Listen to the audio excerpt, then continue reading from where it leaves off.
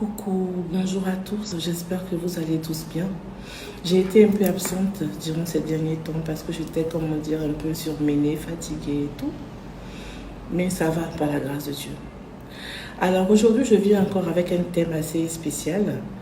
La puissance ou la portée spirituelle de la parole. Vous savez, pour communiquer, l'être humain utilise la parole. Et donc, il y aura des paroles qui seront porteuses de lumière, donc des paroles créatrices. Et il y aura des paroles qui seront porteuses d'obscurité, alors des paroles destructrices.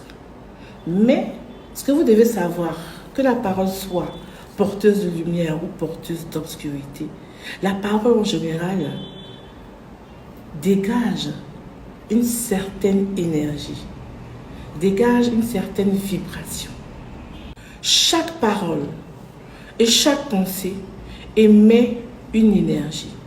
Et chaque mot qu'on prononce vibre à une certaine fréquence. Peu importe l'ethnie qu'on va utiliser, chaque mot qu'on prononce vibre à une certaine fréquence. Donc, ta parole peut avoir une force spirituelle, comme ta parole peut ne pas avoir de force spirituelle. Oui.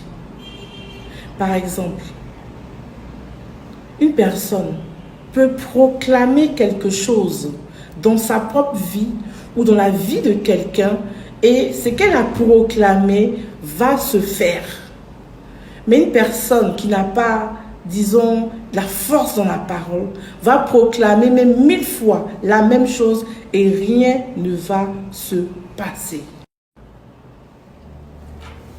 Il en est de même pour les prières. Il y a des personnes qui vont prononcer des paroles dans la prière, qui vont agir.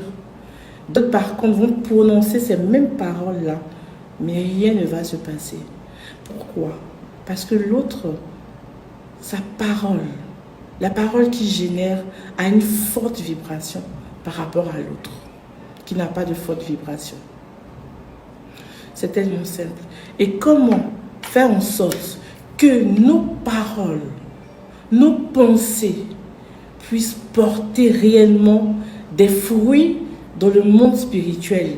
C'est ce qu'on va voir maintenant. Le premier point, c'est la visualisation.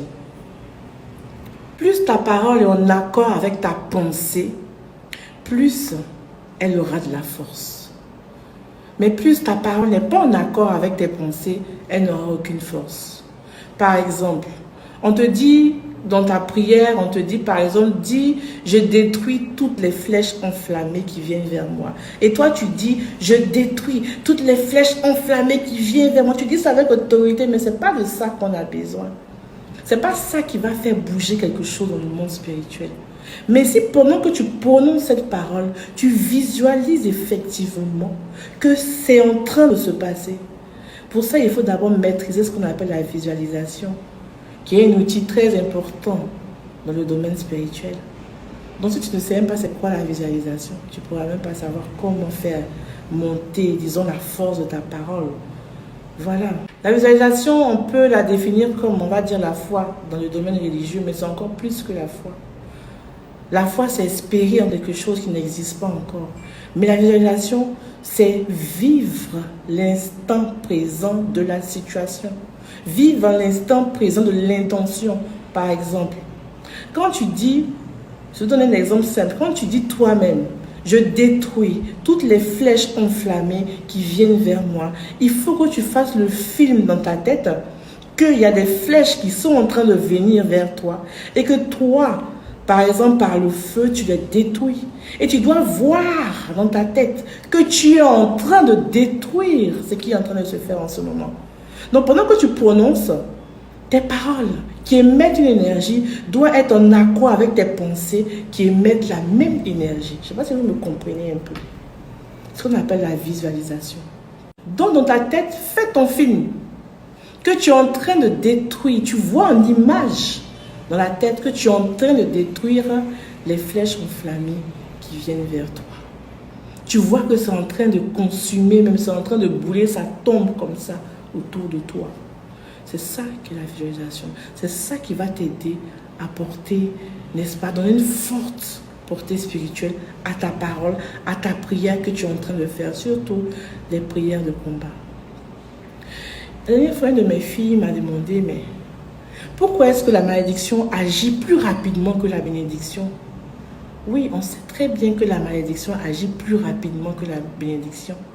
Et on sait tous c'est quoi la malédiction, c'est une mauvaise parole. Bénédiction, c'est une bonne parole. Donc, quand une personne maudit, généralement, elle est remplie de quoi? De haine, n'est-ce pas?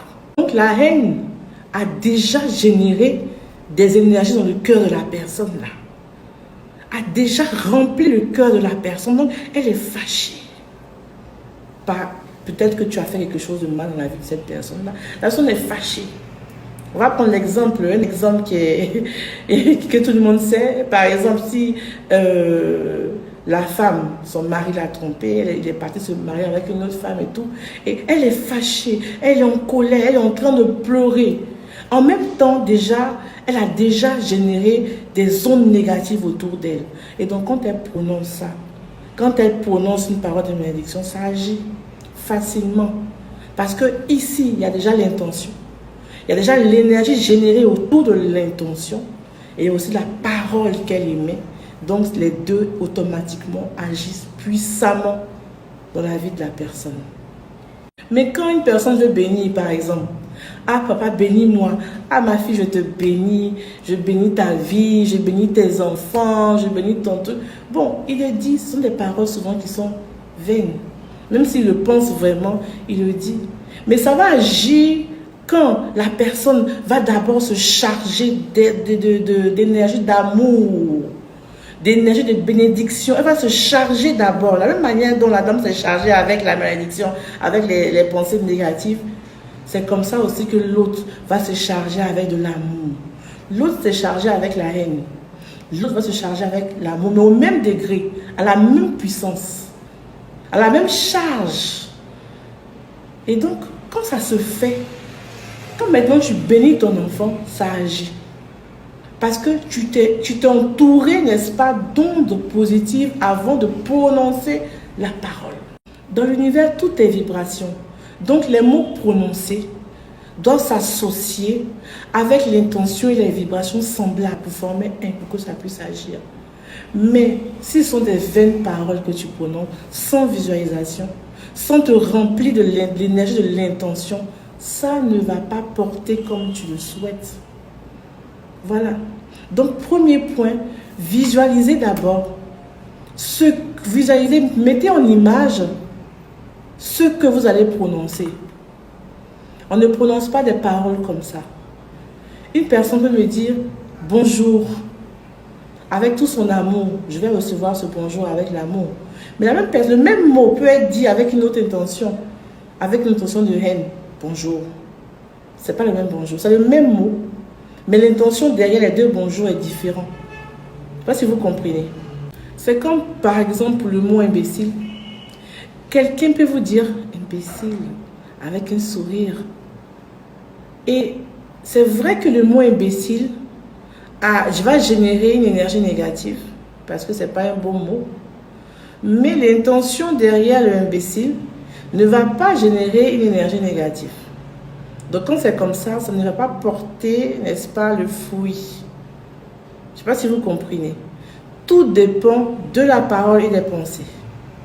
Donc la parole et les pensées agissent ensemble pour avoir un meilleur résultat. Et pour cela, il va falloir faire des exercices spirituels. Si vous voulez que votre parole puisse porter dans le monde spirituel, il va falloir faire des exercices pour pouvoir faire élever le taux vibratoire de vos paroles et de vos pensées. Et le premier exercice que je vous demande de faire, comme je l'ai dit, il y a d'abord la visualisation. Vous pouvez le faire vous-même à la maison en faisant quoi? En faisant des exercices de visualisation. Voilà, c'est-à-dire de créer une pensée dans la tête, mais quelque chose de créatrice. Une pensée créatrice. Comme quand avant on était jeune adolescent, on était amoureux, on rêvait de certaines choses qu'on allait faire quand on serait grand, on vivait la scène. C'est ça que la visualisation en fait. Et ceux qui sont venus à la formation savent comment visualiser aujourd'hui parce qu'on a fait plusieurs exercices de visualisation. Voilà.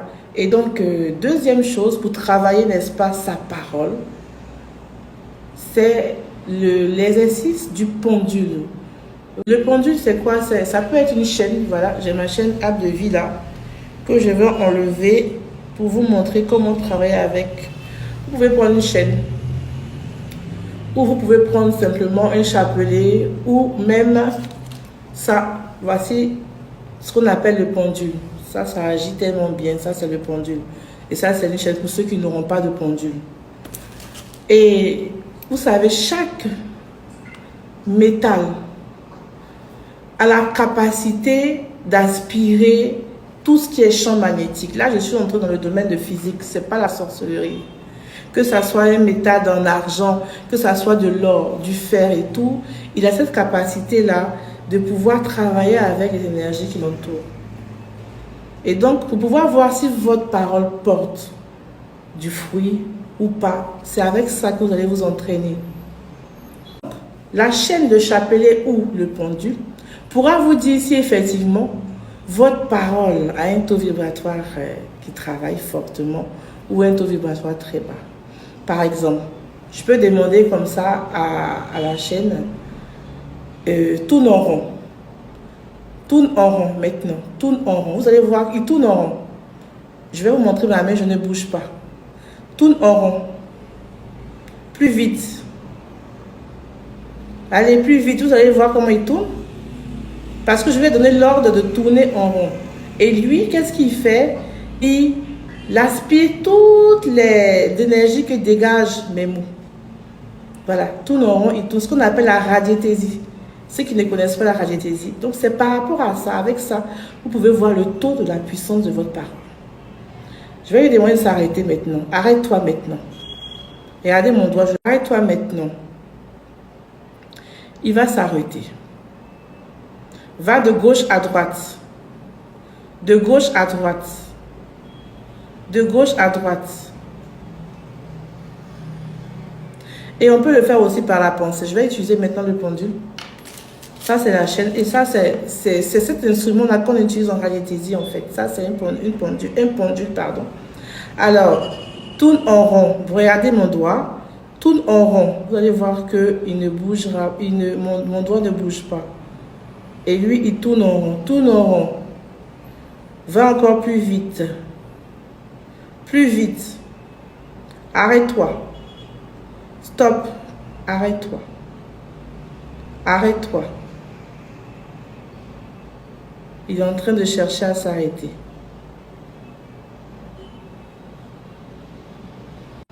Vous voyez, le pendule répond à la vibration de la parole.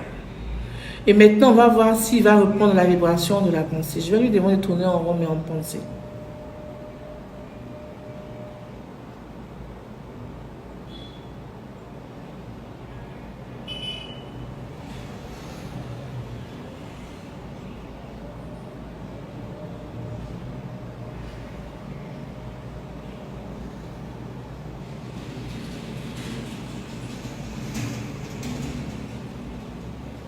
Je vais demander de tourner en rond en pensée et tourner en rond en pensée.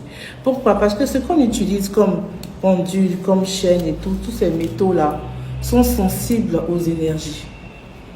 Sont sensibles aux énergies qu'on émet. Que ça soit par la pensée ou par la parole, eux, ils sont sensibles à ça. Et donc, avec ces éléments-là, on peut mieux s'exercer. Même avec un chapelet, avec le chapelet où il y a une croix ou le chapelet musulman, c'est des choses qu'on peut utiliser pour s'exercer, pour voir si effectivement notre parole émet un certain degré de vibration pour faire tourner même la pendule, le pendule ou une chaîne. Et c'est comme ça qu'on s'exerce, parce que quand on veut connaître la spiritualité, ce n'est pas la magie.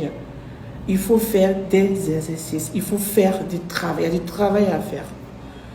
Travailler sur tes émotions, sur tes énergies, sur tes paroles et sur tes pensées. Tu veux vouloir penser, tu veux porter du fruit, n'est-ce pas? Donc, en conclusion, Ce que tu dois savoir aujourd'hui, c'est que tes pensées et tes paroles génèrent des énergies.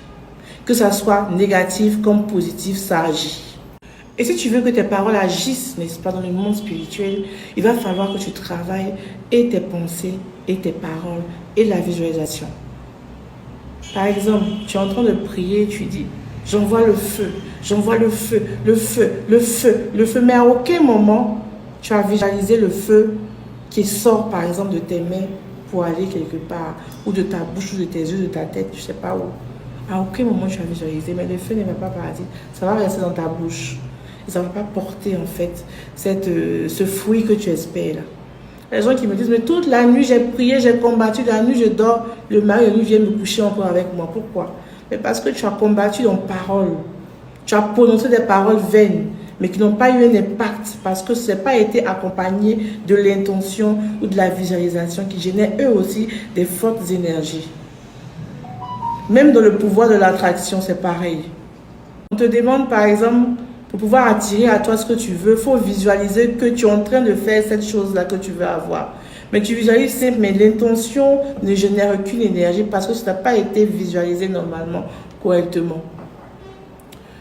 Donc, tout travail spirituel repose d'abord sur la visualisation, sur un travail personnel à faire sur soi-même, qui est très important.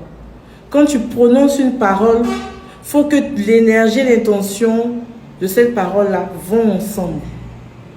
Et là, tu vas avoir une forte portée spirituelle en parole. Et les gens, par exemple, on dit quand ils maudissent, ça prend. Comme on dit, ils ont le don de maudire, d'autres ont le don de bénir.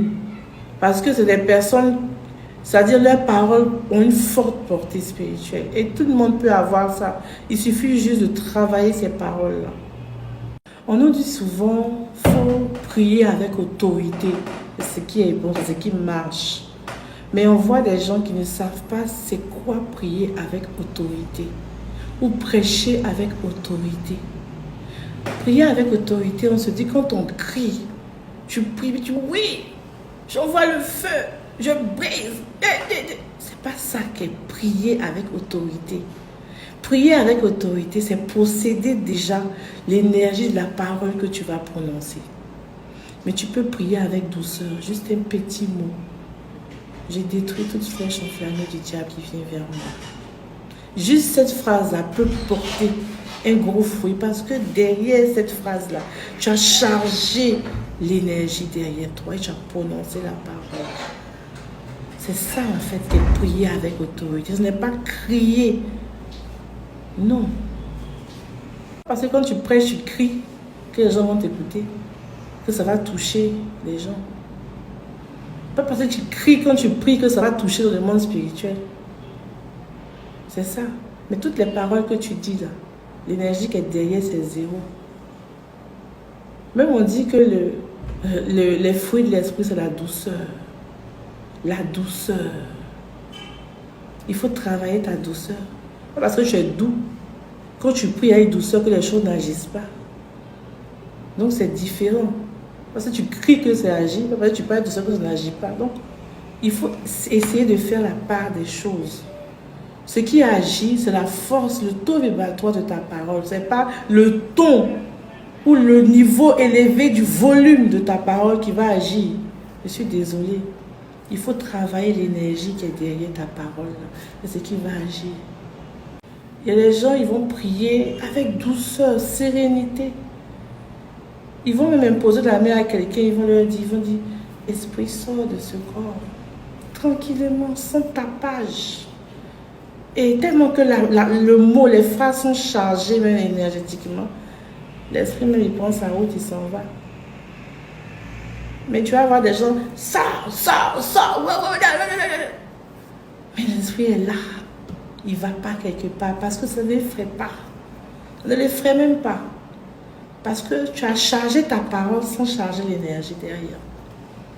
Donc, en conclusion, comme je disais, parole, énergie, pensée, tout. Il faut charger tout ça en même temps. Et travailler dessus pour pouvoir avoir un haut niveau spirituel. C'est ce que je voulais vous dire aujourd'hui. Alors, pour les rendez-vous, et les coachings privés et les ateliers de formation, il y a un seul numéro, un seul contact, celui de mon assistante, Madame Bomba, qui est le plus 225 07 57 95 07 41. Je répète, plus 225 07 57 95 07 41. Et surtout, évitez d'aller cliquer sur les liens qu'on vous met en commentaire sur mes vidéos parce que ce sont des arnaqueurs. Voilà, et il y a plusieurs personnes qui ont été piégées. Le seul numéro, c'est celui que je vous ai donné pour les rendez-vous et tout. Mais il y a d'autres numéros pour les achats que vous connaissez qui sont sur la page. Donc, appelez l'assistante elle-même. Elle sera à même de vous diriger. Voilà. Et si elle ne répond pas du coup, patientez. Voilà, ou renvoyez un message parce qu'il y a des moments où il y a des saturations. Il y a beaucoup d'appels, beaucoup de messages, mais on essaie de pouvoir rassurer tout le monde. Voilà. Et donc, c'est le numéro. Et portez-vous bien, que Dieu vous bénisse abondamment et surtout, à très bientôt pour la formation du cycle 1.